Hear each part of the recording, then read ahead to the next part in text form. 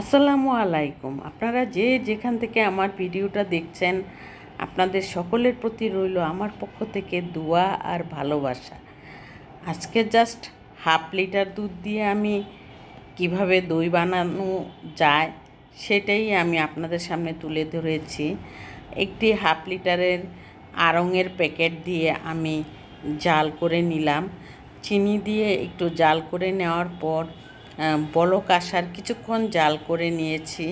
নেওয়ার পর এখানে দুধটার কালারটা একটু চেঞ্জ হয়েছে।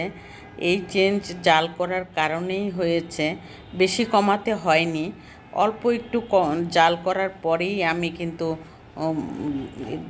দইটা বসিয়ে দিব।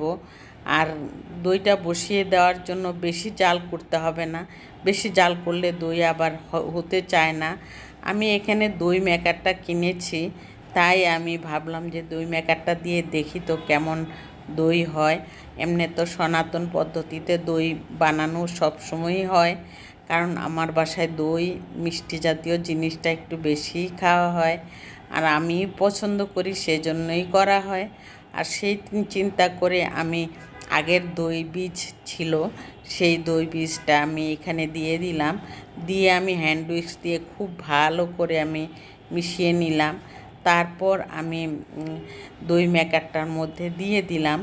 দিয়ে দেওয়ার পর 5 থেকে 6 ঘন্টা আমি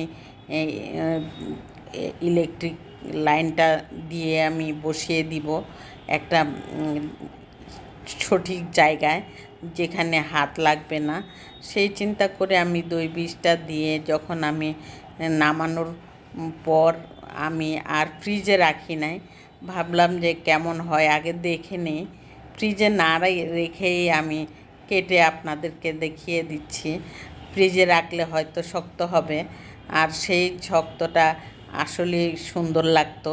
কিন্তু আমি কি করলাম, নামিয়েই আমি একটু ঠান্ডা হওয়ার পর খাওয়ার জন্য আমি আর আমার হাজব্যান্ড ভাবলাম যে একটু খেয়ে নেই। তারপর আমরা চামচ দিয়ে আমরা খেয়ে নিলাম। খেতে গিয়ে দেখলাম যে ভালোই হলো। আরেকদিন বানাবো, তখন আমি আপনাদের সামনে সুন্দরভাবে উপস্থাপন করব এবং দেখিয়ে দিব। দই মেকারটা দিয়ে কিন্তু অনেক ভালো হয় দই, আর সেই চিন্তা করে আমি বানাবো। আর এখানে আমি পটল নিয়েছি, রাতের বেলা খাওয়ার জন্য তরকারি রান্না করেছিলাম দুপুরবেলা, ওটা আর ভিডিও করা হয়নি।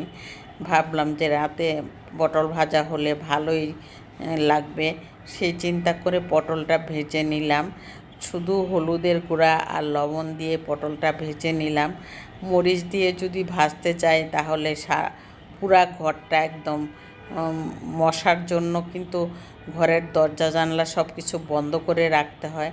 এখন প্রচুর মশা ঘরে ঢুকে যায়, সেজন্য আমি জানলা টানলা সবই গ্লাস লাগিয়ে রাখি, আর মশা ঢুকতে পারে না।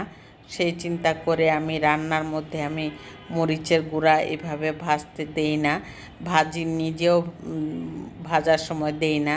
কাঁচামরিচ দিয়ে প্রয়োজনে খাই, কিন্তু এমনিতেই হলুদের গুঁড়া আর ধনিয়ার গুঁড়া লবণ দিয়ে আমি পটলগুলি ভেজে নিলাম।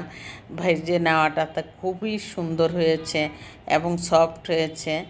আর আমার ভিডিওটা যদি আপনাদের কাছে ভালো লেগে থাকে তাহলে অবশ্যই একটি লাইক দিয়ে কন্টিনিউ করবেন, সাবস্ক্রাইব করে অল বাটনে প্রেস করে রাখবেন, যাতে আমি ভিডিও দিলে আপনারা আমার নোটিফিকেশানটা পেয়ে যান। সেই জন্যই আপনাদের কাছে অনুরোধ রইল। আর আমার ভিডিওর নিচে একটি কমেন্ট, ছোট্ট একটি কমেন্ট করে আমাকে অনুপ্রাণিত করবেন।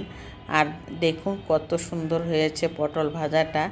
আর এই পটল ভাজাটা কিন্তু এত সফট হয়েছে, সেটার কারণ হলো আমি পটলটা প্রথমে আমি একটু পানি দিয়ে সিদ্ধ করে নেই, তারপর আমি ভেজে নেই। এতে করে পটল অনেক নরম সফট হয়ে যায়। আর যদি সিদ্ধ করে না নেওয়া হয় তাহলে কিন্তু পটল শক্ত হয়ে থাকে, তখন কিন্তু খেতে অনেক কষ্ট হয়। টেস্ট পাওয়া যায় ঠিকই, কিন্তু নরম হলে বেশি টেস্ট